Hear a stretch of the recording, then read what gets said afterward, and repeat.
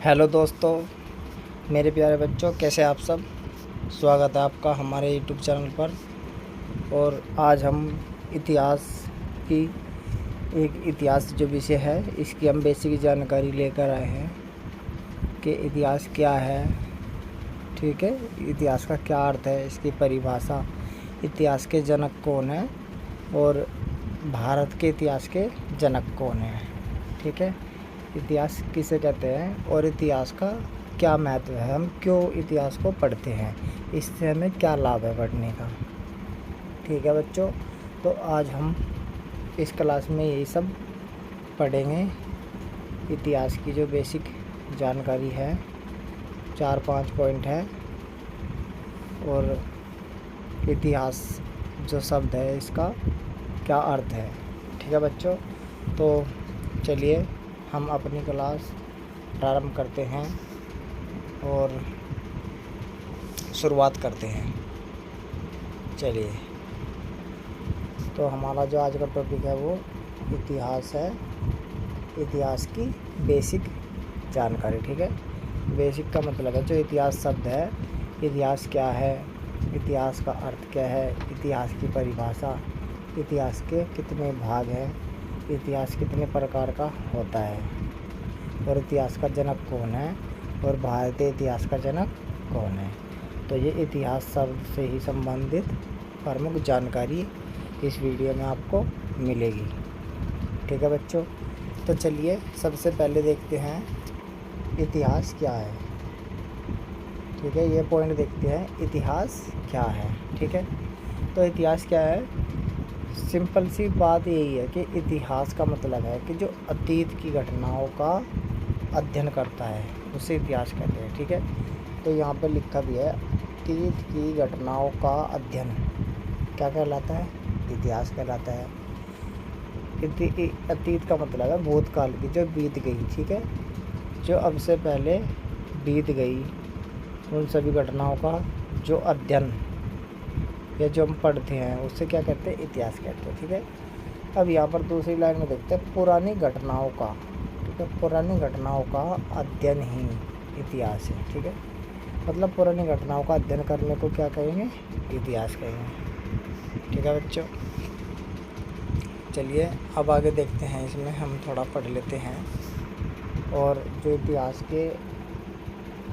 इतिहासकार है एक ब्रिटेन के, इनकी पुस्तक है इतिहास क्या है। ठीक है, इतिहास क्या है, ये पुस्तक का नाम है किनकी, E.H. कार की। ठीक है, E.H. कार है, ये ब्रिटेन के इतिहासकार है। ठीक है, चलिए पढ़ते हैं। ब्रिटेन के इतिहासकार E.H. कार ने अपनी पुस्तक का क्या नाम है, इतिहास क्या है। ठीक है बच्चों, तो इतिहास क्या है, मैं इतिहास की एक परिपूर्ण परिभाषा प्रस्तुत किया। ठीक है, ये ब्रिटेन के इतिहासकार हैं E.H. कार, इन्होंने अपनी एक पुस्तक लिखी, उसका पुस्तक का नाम है इतिहास क्या है। ठीक है, अभी जो हमारा टॉपिक था पहला, इतिहास क्या है। ठीक है, और इस पुस्तक में इसने क्या लिखा है, इसमें पुस्तक में इसने इतिहास की एक परिपूर्ण परिभाषा दी है, मतलब एक जो इतिहास को पूरी करती है वो एक परिभाषा दी है। और वो परिभाषा क्या है,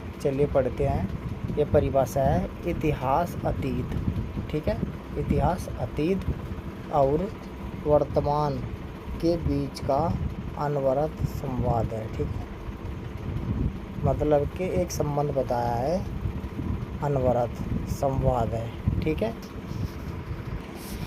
तो ये परिभाषा दी थी इसने, इतिहास अतीत और वर्तमान के बीच का अनवरत संवाद है। ठीक है, अनवरत का मतलब होता है जो लगातार होता है या अविराम, मतलब दूसरे शब्दों में मैं कहूँ इतिहास, ठीक है, अतीत और वर्तमान के बीच का लगातार संवाद है। ठीक है, इस तरीके से पढ़ लेंगे। इसका मतलब अनवरत का मतलब होता है लगातार। ठीक है, लगातार। ठीक है, बिना विराम किए। ठीक है, ऐसे लगातार। ठीक है, चलिए अब हम इसमें आगे देखते हैं और थोड़ा सा और पढ़ लेते हैं।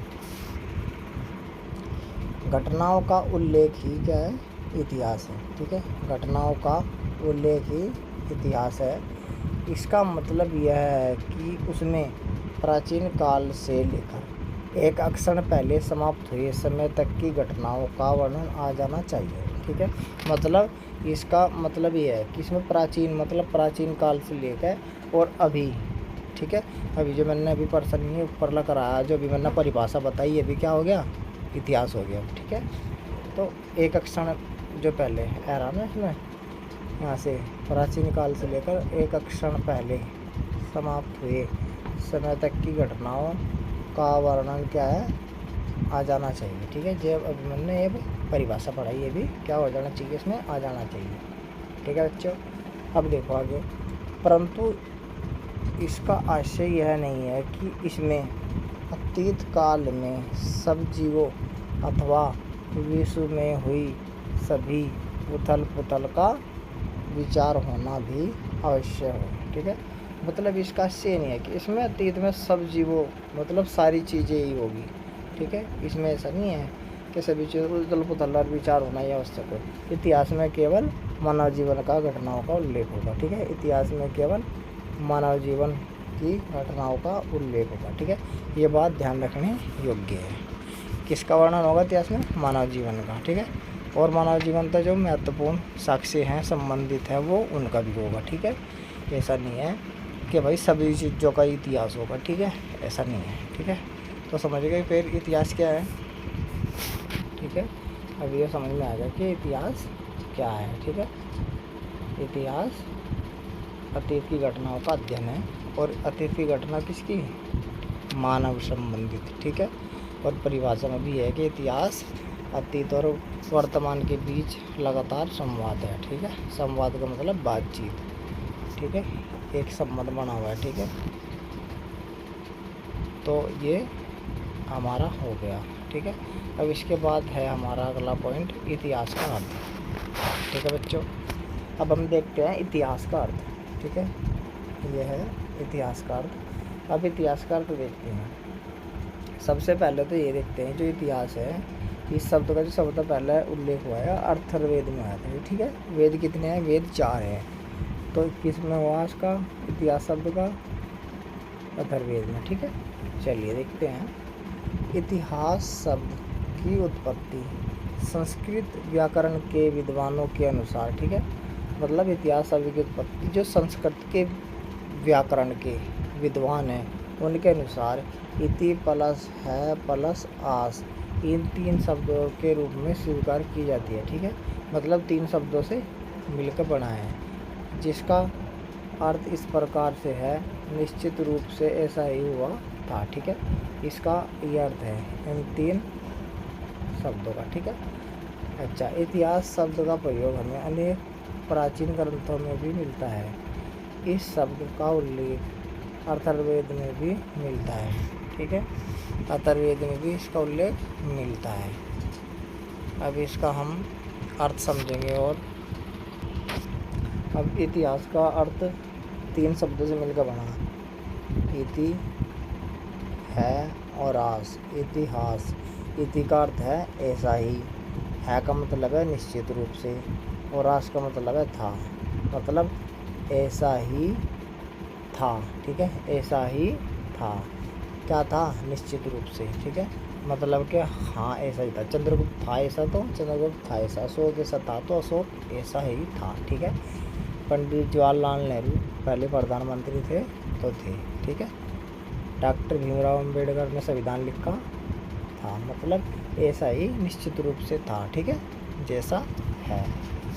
चलिए थोड़ा और आगे देखते हैं इसमें। अंग्रेजी शब्द हिस्ट्री की उत्पत्ति ग्रीक यूनानी भाषा के हिस्टोरिया से हुई है, जिसका शाब्दिक अर्थ है शोध, मतलब रिसर्च या गवेषणा से प्राप्त ज्ञान। ठीक है, अच्छा, मतलब जो ये हिस्ट्री शब्द है, ये अंग्रेजी शब्द हिस्ट्री की उत्पत्ति। ठीक है, अंग्रेजी का जो हिस्ट्री शब्द है इसकी उत्पत्ति कह रही है ये ग्रीक यूनानी भाषा के हिस्टोरिया से हुई है। ठीक है, मतलब हिस्टोरिया शब्द है, ये है ग्रीक का। ठीक है, यूनानी भाषा का, और ये हिस्टोरिया से हिस्ट्री बना जो अंग्रेजी शब्द है। ठीक है, इसी से इसकी क्या हुई उत्पत्ति, ठीक है। अब इसका मतलब क्या है, ठीक है, हिस्ट्री का, जिसका शाब्दिक अर्थ है शोध से प्राप्त ज्ञान, ठीक है। शोध से प्राप्त ज्ञान मतलब हमने कोई भी रिसर्च करी, हमने कोई भी चीज़, किसी चीज़ का शोध करा, गवेषणा करी, ठीक है, तो उसका मतलब क्या है, ज्ञान, ठीक है। शोध से प्राप्त ज्ञान, तो क्या कहेंगे, हिस्ट्री, ठीक है। अच्छा, हिस्ट्री शब्द का सर्वप्रथम प्रयोग, ठीक है, हिस्ट्री शब्द का सर्वप्रथम प्रयोग यूनानी इतिहासकार हेरोडोटस, मतलब सबसे पहले किसने किया था, हेरोडोटस ने किया था, ठीक है। 484 से 425 ईसा पूर्व में अपनी रचना द हिस्ट्री में किया, ठीक है।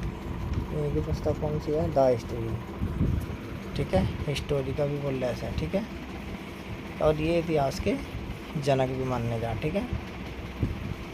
तो समझ में आ गया, अंग्रेजी शब्द हिस्ट्री की उत्पत्ति करिए कि यूनानी भाषा से हुई, ठीक है। हिस्टोरिया था जो, जिसका शाब्दिक अर्थ था शोध से प्राप्त ज्ञान, ठीक है। चलिए अब ये भी हो गया। अब हम देखते हैं इतिहास का प्रमुख परिचय, ठीक है। थोड़ा परिचय देख लेंगे इतिहास का।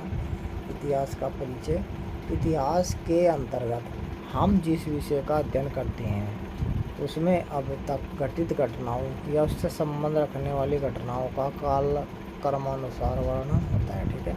अब यहाँ भी एक बात है कि काल कर्मानुसार वर्णन होता है, ठीक है। दूसरे शब्दों में मानव की विशिष्ट घटनाओं का नाम ही इतिहास है, ठीक है। मतलब मानव की विशिष्ट घटनाओं का नाम ही इतिहास है, मतलब कि जो उसके स्पेशल घटना ही रही उसका नाम क्या है, इतिहास है, ठीक है। या फिर प्राचीनता से नवीनता की ओर आने वाली मानव जाति से संबंधित घटनाओं का वर्णन इतिहास है, ठीक है। मतलब जो पहले थे अब नवी की ओर आने वाली मानव जाति से संबंधित घटनाओं का क्या है, वर्णन इतिहास, ठीक है। चलिए आगे देखते हैं। और अब इतिहास के भाग देख लेते हैं, ठीक है। इतिहास के 3 भाग हैं, ठीक है। और ये लिपि के आधार पर है, ठीक है। और वैसे भी चाहे किसी तरीके से भी देखेंगे हम तब भी 3 ही भाग मिलेंगे इतिहास के, ठीक है। तो पहला है प्रागैतिहासिक काल, दूसरा आद्य ऐतिहासिक काल और तीसरा ऐतिहासिक काल, ठीक है। प्रागैतिहासिक काल का मतलब पता ही है आपने, जिसका लिखित कोई साक्ष्य मिलता नहीं है, ठीक है। और आदि ऐतिहासिक, इसका उदाहरण क्या है, पाषाण काल है, ठीक है। अच्छा, आदि ऐतिहासिक काल का क्या है, आदि ऐतिहासिक काल है जिसका लिखित तो प्रमाण मिला लेकिन उसे पढ़ा नहीं गया अब तक, ठीक है। जैसे सिंधु घाटी सभ्यता और वैदिक काल, ठीक है, वैदिक सभ्यता। इसके बाद ऐतिहासिक काल, इसके लिखित साक्ष्य भी है, इसे पढ़ा भी गया, ठीक है। इसमें दोनों है, इसमें लिखना भी हुआ, पढ़ा भी गया। ये महाजनपद काल से लेकर 16 महाजनपद थे जो, और अब तक ये माना जा रहा है, ठीक है। इसका उदाहरण है, ठीक है। अच्छा, इतिहास के 3 भाग हैं। अब देखते हैं इतिहास की परिभाषा, ठीक है बच्चों। इतिहास की परिभाषा, अब परिभाषा में है घटित घटनाओं या उससे संबंध रखने वाले घटनाओं का काल कर्मानुसार वर्णन इतिहास कहलाता है, ठीक है। मतलब घटित घटनाओं या उससे संबंध रखने वाली घटनाओं का काल कर्मानुसार वर्णन इतिहास कहलाता है, ठीक है। सीधी सी वही बात है कि घटित घटनाओं का क्या है, काल कर्मानुसार वर्णन इतिहास कहलाता है, ठीक है। दूसरे शब्दों में हम यह भी कह सकते हैं कि ऐतिहासिक साक्ष्यों के आधार पर, ठीक है, ऐतिहासिक साक्ष्यों के आधार पर मतलब एविडेंस, सबूत के आधार पर भूतकाल की घटनाओं का वर्णन इतिहास कहलाता है, ठीक है। मतलब जो ऐतिहासिक साक्ष्य है उसके आधार पर भूतकाल की घटनाओं का वर्णन क्या कहलाएगा, इतिहास कहलाएगा, ठीक है। इतिहास एक व्यापक शब्द है, इतिहास एक व्यापक शब्द है जिसमें अतीत की घटनाओं के साथ साथ इन घटनाओं की स्मृति, खोज, संग्रह, संगठन, प्रस्तुति और व्याख्या भी शामिल है। आगे देखेंगे इसमें इतिहासकार लिखित दस्तावेजों, मौखिक वृत्तांतों, कला और भौतिक कलाकृतियों और पारिस्थितिक मार्करों जैसे ऐतिहासिक स्रोतों का उपयोग करके अतीत का ज्ञान प्राप्त करते हैं। ठीक है, मतलब इतिहासकार इन सब की सहायता से क्या करें, अतीत का ज्ञान प्राप्त करें। ये सब जो चीज़ें हैं, दस्तावेज, मौखिक, वृत्तांत, कला, भौतिक कला करती हो। ठीक है, मतलब इनका कहने का है कोई शिलालेख हो गया, मूर्ति होगी, इमारत होगी, ठीक है, या कोई बर्तन हो गए, कला होगी, चित्र हो गया। ठीक है, जितनी भी खुदाई में सामान मिला है, या कोई भी इमारतें वगैरह, कोई भी महल, मस्जिद, ठीक है, या मकबरा जो भी है, उनसे जो भी जितने भी स्रोत हैं उनका उपयोग करके, उनकी छानबीन करके, उनका रिसर्च करके क्या करें, अतीत के तक ज्ञान प्राप्त करें। ठीक है, इतिहासकार। चलिए इतिहास के प्रकार देख लेंगे। इतिहास के कितने प्रकार हैं। ठीक है, अब इतिहास के प्रकार, इतिहास 6 प्रकार का होता है। ठीक है, 6 प्रकार का इतिहास हो। ठीक है, वैसे 4 का भी हो, अलग अलग किताबों में अलग अलग दे रखा है। ठीक है, तो हमने 6 प्रकार का लिखा है यहाँ पर। इसमें देख लेंगे। नंबर 1 राजनीतिक, नंबर 2 कूटनीति, नंबर 3 सांस्कृतिक, नंबर 4 भौतिक, नंबर 5 सामाजिक और नंबर 6 आर्थिक इतिहास। ठीक है, अब इसमें जो प्रमुख 4 हैं, एक तो राजनीति वाला है, राजनीतिक। ठीक है, एक है सांस्कृतिक इतिहास, एक है सामाजिक इतिहास और एक है आर्थिक इतिहास। ठीक है, ये 4 प्रमुख हैं और ये 2 सहायक। ठीक है, तो इस तरीके से इतिहास 6 प्रकार का होता है। ठीक है बच्चों, इसके बाद अब हम देखेंगे इसमें इतिहास का जनक। ठीक है, इतिहास के जनक को पढ़ेंगे हम यहाँ से। और इतिहास का जनक मैंने कई बार बताया है क्लास में भी, और यहाँ भी मैंने पहले बताया था कि इसका जनक हेरोडोटस है। ठीक है, हेरोडोटस को इतिहास का पिता कहा जाता है। पिता मतलब पिता, फादर, जनक। ठीक है, जन्म देने वाला, क्योंकि वह वास्तव में उन घटनाओं को सही ढंग से दर्ज करने वाले पहला इतिहासकार था। ठीक है, मतलब कि उन घटनाओं को सही ढंग से दर्ज करने वाला, लिखने वाला पहला इतिहासकार कौन था, हेरोडोटस। और लिख की थी क्या हमें अपनी पुस्तक है द स्ट्रीज में। ठीक है, यह हिस्टोरिका में। ठीक है, जो उस समय घटित हुई थी। ठीक है, जो उस समय घटित हुई थी अपने समय में, लिख की समय। ठीक है, पुरातनता के यूनानी इतिहासकार हेरोडोटस के पास दुर्भाग्य से अपने स्वयं के जीवन का अभिलेख नहीं है। ठीक है, अब देखो दुर्भाग्य की बात यह है कि हेरोडोटस के पास अपने स्वयं जीवन का कोई अभिलेख नहीं है। ठीक है, वह एक भूगोलवेता और इतिहासकार दोनों थे। ठीक है, मतलब भूगोल के बारे में भी जानकारी रखते थे और इतिहास के बारे में भी क्या रखते थे, जानकारी रखते थे। ठीक है, तो वह भूगोलवेता भी थे और इतिहासकार भी थे। ठीक है, दोनों थे। अच्छा, प्रश्न पूछ लेते हैं कि हेरोडोटस निम्न में से क्या थे। ऑप्शन 1 भूगोलवेता, ऑप्शन 2 इतिहासकार, ऑप्शन 3 भूगोलवेता और इतिहासकार, या ऑप्शन 4 दोनों। ठीक है, तो इस तरीके से आपको ये भी ध्यान रखना है। या तीसरा दे देंगे ऑप्शन, तीसरा दे देंगे दोनों, और चौथा दे देंगे निम्नलिखित में से कोई नहीं। ठीक है, तो उत्तर क्या हो जाएगा, सही दोनों। ठीक है, अच्छा अगली लाइन देखते हैं। प्राचीन रोमन वक्ता सिसरो ने इन्हें इतिहास के पिता की उपाधि दी। ठीक है, अब ये ध्यान रखना कि किसने उपाधि दी। ठीक है, सिसरो ने, प्राचीन रोमन वक्ता। ठीक है, सिसरो ने इन्हें इतिहास की पिता की उपाधि दी। वह इतिहास लिखने के लिए भी जाने जाते थे। ठीक है, वे इतिहास लिखने के लिए जाने जाते थे और प्रसिद्ध थे। ठीक है, आगे देखेंगे। जो ग्रीक फारसी युद्धों का एक विस्तृत विवरण था। ठीक है, जिस तरह से उन्होंने घटनाओं को लिखा और प्रस्तुत किया, उनके साथ साथ उनके साथी इतिहासकारों ने भी कुछ आलोचनाएं की। ठीक है, अब इसने क्या करा, ग्रीक फारसी युद्धों का विस्तृत विवरण दिया। ठीक है, जिस तरह से उन्होंने घटनाओं को लिखकर प्रस्तुत किया, उसके साथ साथ, ठीक है, मतलब उसके साथ साथ उसके साथी इतिहासकारों ने भी कुछ आलोचनाएं की। ठीक है। मतलब वो आलोचना की, बुराई की जो कमी रह जाती है उसे क्या कहते हैं, आलोचना, ठीक है। मतलब क्या इसमें यह कमी है, ज़्यादा लंबा लिखा है या सही नहीं लिखा है, ठीक है, या ज़्यादा लिख दिया, या डाटा मतलब क्लियर नहीं होगा, तो जो कमी रह जाती है फिर उन्होंने उसकी आलोचना करी होगी हेरोडोटस के साथियों ने, ठीक है। हेरोडोटस ने भी खुद अपनी करी, क्योंकि इसमें लिखा ना उसके साथ साथ उनके साथी इतिहासकारों ने भी कुछ आलोचनाएं की, कुछ मतलब कुछ ही की, ठीक है। और किसका वर्णन किया इसमें, ग्रीक फारसी युद्ध का विस्तृत विवरण, ठीक है। ये भी इम्पोर्टेंट है, पूछ लेगा कि किसका विवरण दिया है, ठीक है, यह लिखा था। अब देख लेंगे, उन्होंने कभी कभी दंत कथाओं और मिथकों को जोड़ा। देखो, उन्होंने दंत कथाओं और मिथकों को जोड़ा, मिथक मतलब झूठ जोड़ा उसमें, मतलब कोई बात है नहीं लेकिन फिर भी जोड़ दी, झूठ लिख दिया उसमें, ठीक है।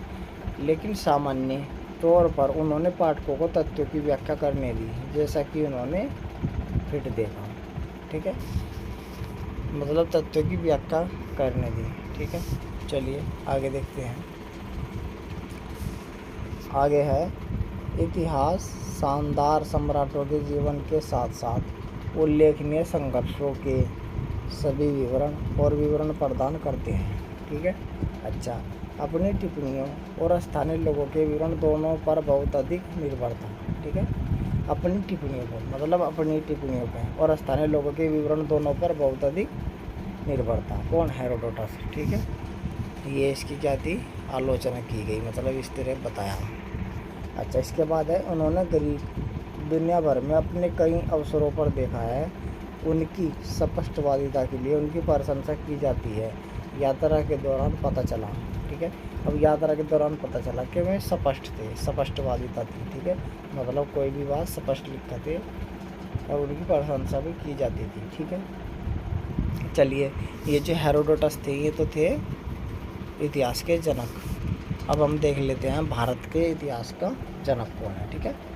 चलिए, भारत के इतिहास का जनक, ठीक है, भारत के इतिहास का जनक। चलिए देखते हैं।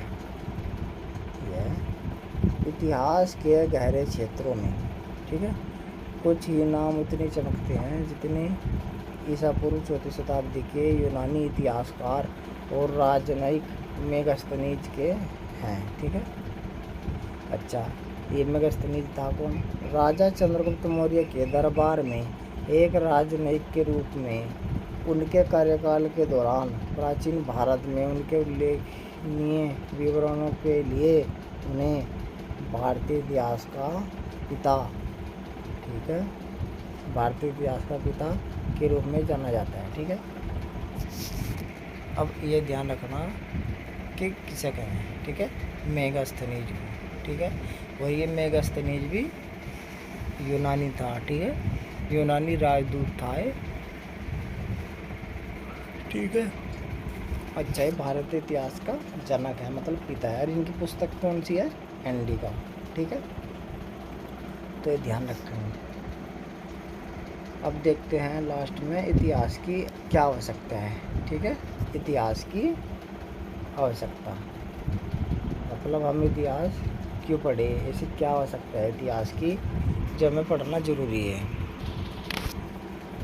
अब देखते हैं, इतिहास का अध्ययन करना आवश्यक है, ठीक है। मतलब इतिहास को पढ़ना ज़रूरी है क्योंकि यह हमारे अतीत मतलब भूतकाल को प्रकट करता है, मतलब बताता है, ठीक है। हमारे भूतकाल को क्या करें, बताता है कि मैं पहले ऐसा कर रहा था, ये डिसीजन लिया था और इसके परिणाम क्या रहे थे, सही नहीं रहे थे या परिणाम अच्छे रहे थे, हमें आगे भी इस तरीके से करना चाहिए। तो इतिहास मतलब कि भूतकाल क्या है, भविष्य का रास्ता, ठीक है, पथ। चलिए आगे देखते हैं। हमें यह समझने में मदद करता है कि हम कौन हैं, हम कहाँ से आए हैं और संभवतः यह बता सकते हैं कि हम कहाँ जा रहे हैं। वास्तव में अध्ययन हमारा अतीत हमें अपना भविष्य अधिक सार्थक तरीके से बनाने का अवसर देता है, ठीक है। अब ये कह रहा है कि वास्तव में अध्ययन हमारा अतीत हमें अपना भविष्य अधिक सार्थक तरीके से बनाने का अवसर देता है। मतलब कि यदि हम भूतकाल का अपने अध्ययन करेंगे तो जो भविष्य है ना, हम और अधिक सार्थक तरीके से बनाएंगे। पढ़ा मानने के बाद हमने कोई डिसीजन लिया, ठीक है, तो और वो सही निकल गया तो हम फिर उसी के आधार पर डिसीजन उसी तरीके से लेंगे, ठीक है। मानने की बात है किसी व्यक्ति ने पिछले साल गेहूँ बोए, ठीक है, और गेहूँ उस खेत में अच्छे हो गए, ठीक है, या अच्छे नहीं हुए हैं, तो वो समझ जाएगा कि इस खेत में मुझे गेहूँ बोना है या नहीं बोना है, ठीक है। यदि कोई व्यक्ति पहले बाइक पे 1 घंटे में किसी स्थान पे चले गया है, तो वो यदि लेट हुआ तो वो अब आधा घंटा पहले चलागा, पहले के मौका। पहले जैसे 10 बजे चला और वो 11 बजे पहुंचना था, उसे पहुंचा वो 11:30 बजे। तो इस बार क्या करेगा, इस बार उसने बहुत काला तीर तय क्या ले लिया, सबक ले लिया, सीख लिया कि मैं 10 बजे तक 11:30 बजे पहुंचा था, अब कब मैं 9:30 बजे चलूँगा, जब मैं क्या बजे पहुँचूँगा, 11 बजे पहुँचूँगा। तो आधा घंटा वो पहले चला गया, उससे भी पहले चल लगा, ठीक है।